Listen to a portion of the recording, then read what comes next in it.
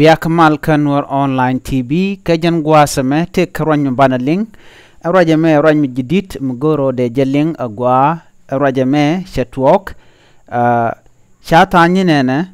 shawut ber kamach mishawal tisharan lunka barka ke las pointe chajono ba wala to ba las pointe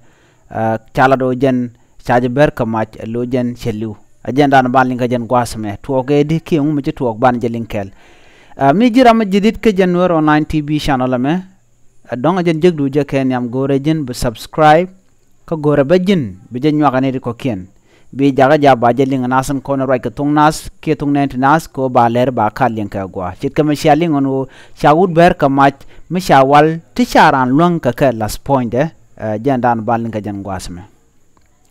shala do teke wun mishanak kawudamo shala do bar kenija kamach ando badan liu eje bar kenija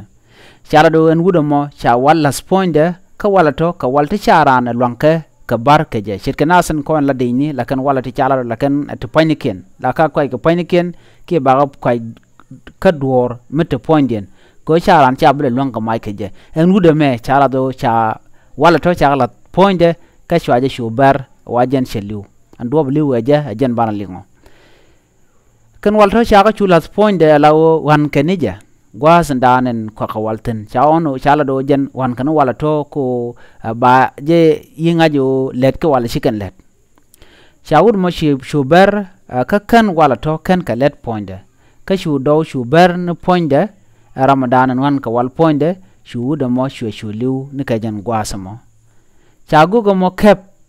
ko chala do gwas na barka je tenen gudo mo wacha mailing police ni en gwas mo chuna churing ka chawud mo chaje lo chetede cheliu ka barran cha bara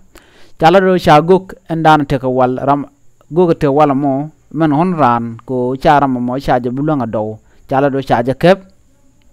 ka chala do jaramadan en beran kamach ko majamo wa ken metin kontila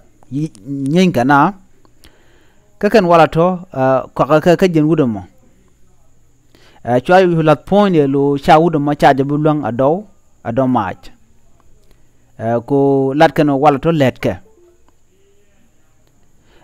chang mi chagal spoiran chang chaje berbo ko dor chi do mo chede charan de wut ke chede sho poiran ajen do badana chalat ke je de do mo de ro ke gegdu alo chede sho point du ka do badana chalat ke je chwa wala ya lat point de ka chwa wudo mo chwa chuon ko bar ke je chala do kan wala to ken kalet shoot and dan shawal wal point man shawal to yalat point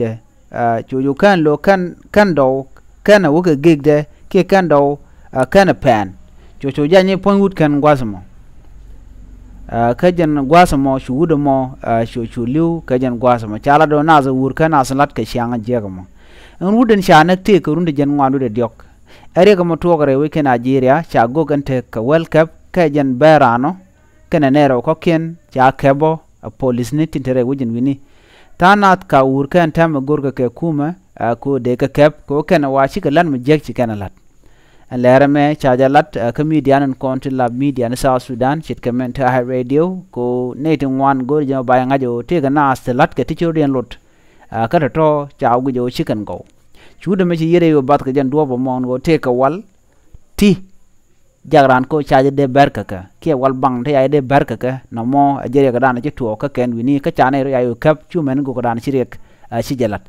chala do baga nangre lok ko baga tik ngot ten konti let kan mo ka je ke do ba dana na karam mo ka je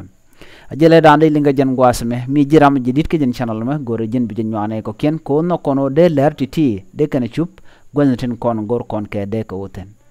gwa bana ler ban kalinga tungne te nas ke jen gwad ban chongten biat kamal bye bye